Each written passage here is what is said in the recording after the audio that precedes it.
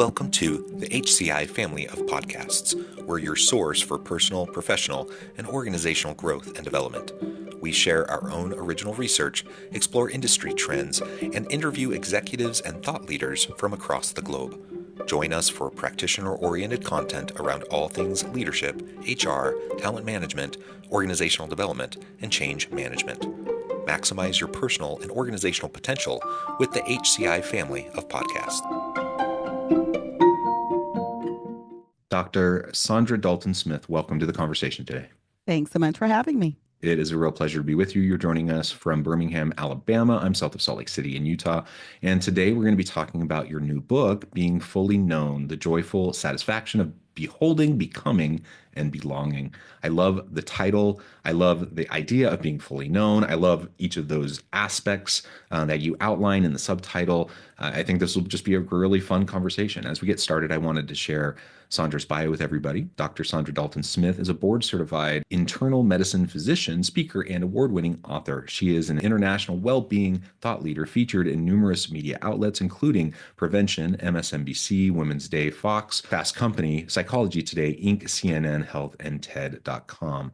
She is the author of numerous books, including her best-selling Sacred Rest, Recover Your Life, Renew Your Energy, Restore Your Sanity, including insight on the 7 types of rest needed to optimize your productivity, increase your overall happiness, overcome burnout, and live your best life. And as I mentioned, we're going to be talking about her newest book today, Being Fully Known. Dr. Saundra, anything you would like to share by way of your background, personal context before we dive on in? No, I think that pretty much covers it. I'm a mom also of 2 college-age kids, so just entered the empty nest season of my life. So interesting changes and shifts happening. Wonderful. I have 2 college-age children of my own. I know that's kind of a strange time. I'm adapting to that myself. Anyways, great to be with you. Why don't we start off? I always love to talk, when I'm speaking with authors, thought leaders, why this book? Why now? You do a lot of different things. So what was it about this topic? Why did you have to get this out to the world? Yeah, it's a continuation of the book you mentioned, Sacred Rest. We have an assessment called restquiz.com, and we've had over 500,000 people who have determined their rest deficits. And I continue to see this pattern of 3 specific types of rest that people were struggling with. The first was spiritual rest with their purpose and why are they here on earth and those kind of things. The second was emotional rest as it relates to people pleasing and staying within boxes and sometimes staying within roles that no longer serve them. And the third was social rest in that there was a lot of life decisions made off of responsibility and not necessarily off of heart desires and really what people just wanted to do. And so that's what this book goes deeper into. Being Fully Known is going deeper into these 3 types of rest to help people actually put into practice, finding out who they are, what they want, and looking at the ways of breaking free from some of the limiting beliefs that are holding them back. Yeah. And those limiting beliefs, on the one hand, we might think of that and we just think, well, that's what it means to be an adult, right? Like you kind of set your own wants and desires, you sacrifice for your kids, you sacrifice for, the greater good, for whatever, and you just be an adult, you suck it up, you go to work, you do it, you do the thing, right?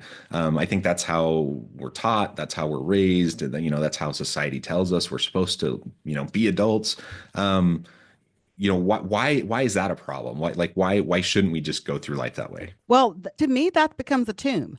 If you are no longer growing, if you're not being stretched, if you're not being challenged, you're pretty much emotionally dead. You have nothing that is keeping you wanting to keep living and wanting to provide for people from your gifts and from your talents. And this is where I feel a lot of people are. They're showing up at work every day and they're present, but they are absent of heart. And so they're showing up, they're producing, they're checking the box off, but they're not producing from their highest level of capabilities. They are functionally burned out, but they're still producing. And it gives this lack of joy, which is where the subtitle comes from, this lack of joy and satisfaction, because there's more you're capable of. but you're either physically feeling tired or emotionally or mentally feeling drained. And so you're like, I don't have the energy to even do anything else. And some of that energy is actually poured into when we step into a more full knowledge of the things that drive us, that propel us, that give us that energy. Yeah, yeah. And when I think of the burnout piece, a lot of people show up, they check the box, and they do more than just check the box. They still put a lot of effort in, but that effort, regardless of their best intentions, just isn't as much as they could be giving, right? And it's just not their full potential, regardless of the best intentions they may have, because we're just running on empty. We're just depleted. I'm thinking to when I've had times of burnout, and it's emotional burnout, it's physical burnout. You get frustrated, you get cynical, you get like there's just all these different things that impact the way you perform.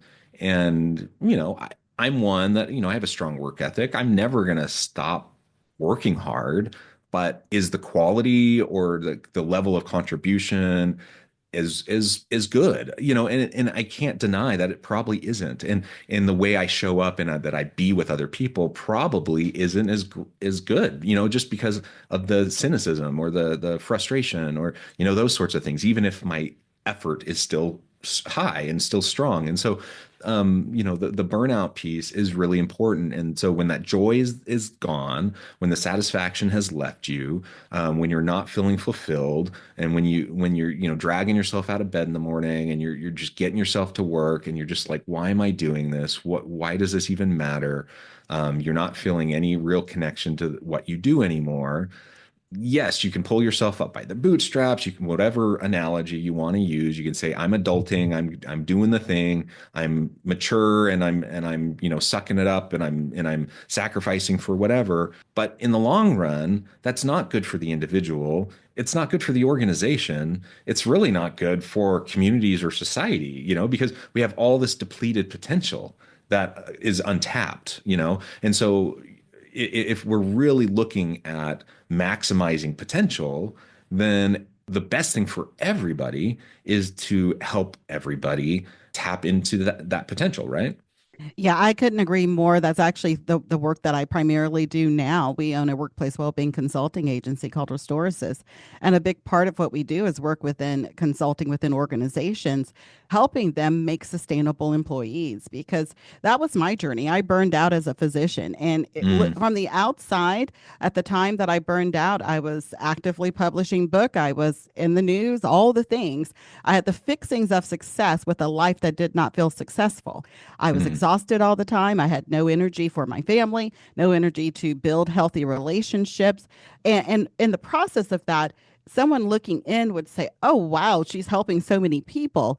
But you lose the ability to continue to serve at that level when you're not mindful of what it's doing to you, and you're not building sustainability in the process. It's the reason so many physicians and lawyers and high kind of entrepreneurs and leaders, high performance people who have a great work ethic but have zero rest ethic, is the mm, reason they burn out, because it's like, and that's my personality. I'm like, as long as I can keep going, I'm going to keep going. Honestly, my thought process was rest is for weak people, and I'm not weak. I don't mm, need rest. I can just keep going, until I started to realize rest is not something that you do after the work is done. Rest and restoration, which is how I teach it, is what you do when you want to do your best work. Those seven types of rest: physical, mental, spiritual, emotional, social, sensory, and creative. Those are the things that actually make humans sustainable. It's the reason we have, it's called human resources. mm. Resources have to be poured back into, or else they deplenish. And so it's a whole mindset shift that many leaders have to take. And once they see the benefit that you actually are more productive when you have a system for restoration in place, it changes the game. I love how you phrase that as, rest ethic. I've never thought of it that way. I love the restoration verbiage. I think all that's important. And we all, we talk about the importance of self-care and, all these sorts of things. And all that resonates with me. I've never thought about it as a rest ethic. I have a strong work ethic. Do I have a rest ethic? And it's just as important. I'm like you. I think I tend, to just overdo it, and I want to help people, and I want to work hard, and I don't think I would go as far as to say I think resting is a sign of weakness, but I definitely, I definitely just I feel like this pull to, I have a family, and I have like all these responsibilities, and I just know that there's a lot of things I need to be doing or should be doing. My shoulds list is super long, and I just my self-care list is there, and I try to get to it, but oftentimes that's the thing that gets sacrificed, right? And I need to remember that rest ethic is just as important as the work ethic. That's a powerful framing. Thank you. Yeah, I think for myself, it really didn't dawn on me until I burned out that all of this was needed. And then when I started applying it to my patients, I was in clinical practice for over 20 years before I started doing some of the work life integration piece. I started realizing that most of us, when we get to a place where rest is not the thing we do on vacations or just on the weekend, but rest is actually integrated into our process. We don't look at it as having to carve out time for rest, but we're actually intentionally restoring in specific ways as it relates to our personal rest deficits. You start noticing that it's not as hard as we make it out to be, and it doesn't Mm. require as much time as we make it out to be. We can actually bring in restorative practices and personal energy management in such a way that it becomes part of our routine. Because I fear sometimes that when we say self care, people get these visions of like silent retreats and massage therapy, and you got to Right. block off an hour for, something elaborate. But self care is actually can be integrated within your day in such a way that, honestly, being aware of the body ergonomics of your workstation is self care. And so there's so many different ways to begin this process. Well, all of that's a really great way to set the foundation for this conversation. And you talked about it at the beginning. This idea of being fully known. You have to really take the time, to understand yourself. Your previous book, Recover Your Life, Renew Your Energy, Restore Your Sanity. This is a carry forward of those ideas. Now we're focusing on being known, building out your life satisfaction, your joyful satisfaction at work and life and family, everything. But you have to do those three things that you outlined: beholding, becoming, belonging. Let's talk about each of those in turn now. Starting with beholding. So what exactly do you mean by beholding? Let's unpack that a little bit. Yeah, beholding is seeing goodness all around you and Mm, actually being cognitively aware of what's happening. I think this new mindset of kind of mindfulness and being present, I think a lot of us, we are, like we talked about, physically there, but not necessarily mindful or present in our day. And we're definitely not looking for the places of joy or pleasure or those experiences within our day. The more we allow ourselves to reflect on this, and for myself, is through a faith based type thought process. So the more I reflect on kind of the goodness of God, so to speak, in people and in the world and in situations, it opens up an opportunity for me to then be able to start recognizing how I can engage with that. And so for someone who doesn't have a faith-based concept, they may see that in causes that they feel drawn to, or they may see spiritual rest in community or in purpose or in ways of showing up and being part of the greater good. And I think the more we can connect to that aspect of it, the deeper it allows us to then be able to see what in our heart is being unmet in those moments. I'll give an example for myself. I love spending time with people, but when you're a doctor, most of the people you're with are sick. So mhm. they are not in their best mood, right? When they're in the ER or the ICU, they're scared, they're afraid. I started to be able to see the beauty of transparency, because in those moments people are the most transparent they will ever be. It's an Mhm. opportunity for me to actually have relationship at a level of their vulnerability that takes us deeper into conversations they would not have with other people. And so I think all of us have those type of experiences, those moments where we are given the privilege of something that we're probably overlooking. Hmm. Hmm. Yeah. Connecting more fully in those relationships, being more present with those around us, all of that, I think, is just really powerful. It's a really good reminder, and it doesn't take a lot. That's the thing that I think really resonates with what you were just saying. We can go on retreats, we can do the big things, and sometimes that's how we think about it, but really it can come down to just like the simple little consistent things that we can do every day that are going to make some of the biggest difference. It really is those little things that in the consistency that matters the most. How about becoming? What is the becoming piece to you? The becoming is becoming more aware of myself, becoming more aware, asking the questions that open me up rather than the questions that drive me towards responsibility and only doing what's expected of me.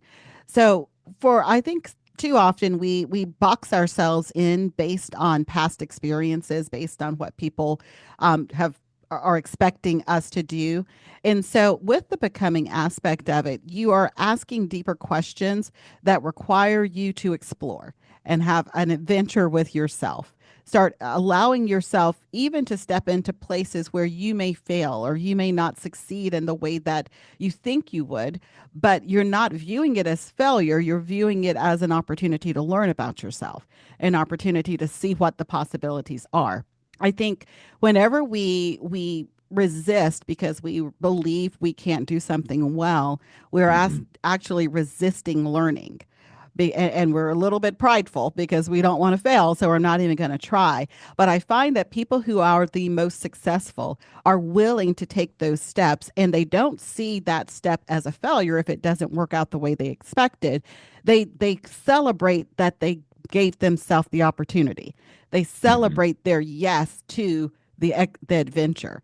And I think that's a mindset shift that a lot of people have to battle with, is that can I do something even if I don't think I can do it well? Can I take a chance on me just to explore what's possible and to become more aware of what's inside of me? Yes, yes. That awareness of what's inside of you, so important. The willingness to try um, towards continuous development is scary because it's vulnerability, right? Because anytime we're stretching, anytime we're trying new things, it's not always going to work out. We're not always going to be quote unquote successful in meaning accomplishing what we thought we were going to try to accomplish in the way we thought we were going to accomplish it, or the way the world says we're going to accomplish it or be successful in those terms. But you're absolutely right. When we think about lifelong learning, when we think about continual development, and we think about the arc of our growth, and we frame it that way, trying something and having it not work out isn't a big deal, right? It's just it's a failed experiment that leads to learnings that help us to be more successful in the next experiment. It's the old adage. I learned 1,000 ways to not build a light bulb. Every failed experiment leads to the next successful experiment. Um, but that's hard. We tell ourselves that, but it's hard in the moment. Like you said, there's ego involved. We all have insecurities based on our past, our upbringing, whatever. And nobody likes to fail, and so if we can develop a growth mindset, develop this mentality of failure is only failure if we don't learn from something that doesn't work, and then pick ourselves back up, try again, and do something, to grow from it. Failure is only failure if we don't learn from it, right? Failure is only failure if we stop trying, um, if we just repeat the same stupid thing over and over again. That's failure. But if we're striving to learn and grow and experiment and those sorts of things, that's what life is all about, right? And I think most people, having this kind of a conversation like you and I are having right now, they would probably most people would agree with this, right? I don't think most people sitting here listening are thinking, well, that's dumb. I don't agree with that. but it's hard. Like in the moment when you're trying something and it doesn't work, it's hard to remember that, and it's hard to have the security, to feel like you want to continue to try the thing, whatever it is. Maybe you're trying ballroom dancing, or you're trying, diving, or you're whatever the thing, right? So how do you talk with people to help build up that resilience, to help build up that growth mindset, knowing that people tend to retreat when things don't work out. Yeah, this is something that can only be learned by experience. I find that there are things that you can tell people and they will just absorb it and get it in and run with it. But I find that courage has to be practiced. And that's what this is. It's taking courageous steps towards exploring who you are and exploring what's inside of you, maybe that you have not allowed to come to the forefront yet. I think, this is something that is innately inside of us as children. I've, 'cause Right. you have Yeah. kids, I have kids. I've never taken my children to the beach and they're like, no, mom, I'm not going to build this sandcastle because it might fail. They're like, we're going to build it. We know it, by the next morning it's going to get washed away, like literally not going to be there anymore. However, they still build. And they build with joy and they're satisfied with the product, even knowing it's going to disappear. I, Right. I fear that sometimes as adult, we get too attached to security. And a secure life is not fun. That's why we like roller coasters. That's why we like, surprise parties. If something's too safe, it loses some of its luster. And so I think we have to allow ourselves to get back to a bit of that childlike trust that, sometimes it gets washed away, but it can be rebuilt again. I find that when we hear people go through things like we hear words like midlife crisis or now quarter life crisis and all of Hmm. these different Hmm. things, most of the time, the person who actually is transitioning into something new is not looking like they're in crisis. My experience has been usually they're the happiest they've ever been because Yeah. they've actually tapped back into a place of freedom. And it's that freedom in life that I fear is leading to a bit of the burnout. That's kind of the synopsis between the two books. I feel like the fatigue a lot of people are experiencing is the fatigue of battling the tension of becoming, the fatigue of battling the unknowns of life that they're so hard trying to control. And if they lean a little bit more into that and they start working on building up their own courage and taking steps, that they'll actually step into a life that they're blown away by, a life that actually brings them the joy and satisfaction they are craving. Yeah. Yeah. I love that. And your last B is belonging. Tell us a little bit about that. Yeah, belonging in this sense is not so much trying to find the places where you fit in, where you can kind of make yourself look like everybody and everything else, but it's actually finding the places where you uniquely fit, where you complete the puzzle, where you might have some completely different ideas and ways of doing it and thought processes, but it complements what's already being said. It complements what's in the room. And so if we start looking more at the ways that we complement our communities, our businesses, the places where we show up, we allow ourselves to then be more unique and authentic and transparent because we're not trying to just fit into like with everything that's already there. Yeah. Yeah. And that authenticity, I think, is so important. And I just love everything about how you frame these three C's and this book. I think we'd all be well served to take some time to self-reflect and to consider these aspects in our lives. Saundra, I note the time. I need to let you go here in just a minute. But before we wrap things up, I just wanted to give you a chance to share with the audience how they can connect with you, find out more about your work, where they can find your book, and then give us the final word for today. Yeah, thanks so much. Well, I would probably start with this. If you're someone who is exhausted, the first thing that you need to do is identify what the issue is, what actually is causing you to be fatigued. We have a free assessment at restquiz.com that lets you determine which of the 7 types of rest you're most deficient in. And then, if you find that you are needing to go deeper in one of the 3 that we mentioned, the name of my book is Being Fully Known: The Joyful Satisfaction of Beholding, Becoming, and Belonging. And you can learn more about me and our services at drdaltonsmith.com. The final word for today is simply this: your life is worth enjoying. And I know most of you are leaders, and so you have a fantastic work ethic. But if you allow yourself to actually have a fantastic rest ethic as well, you will step into a level of productivity that allows you to go further in your business and in the way that you're serving humanity. I love it. I love it. Thank you so much. It's been a real pleasure. I encourage the audience to reach out, to get connected, find out more about what Saundra can do for you. Check out the book. And as always, I hope everyone can stay healthy and safe, that you can find meaning and purpose at work each and every day. And I hope you all have a great week.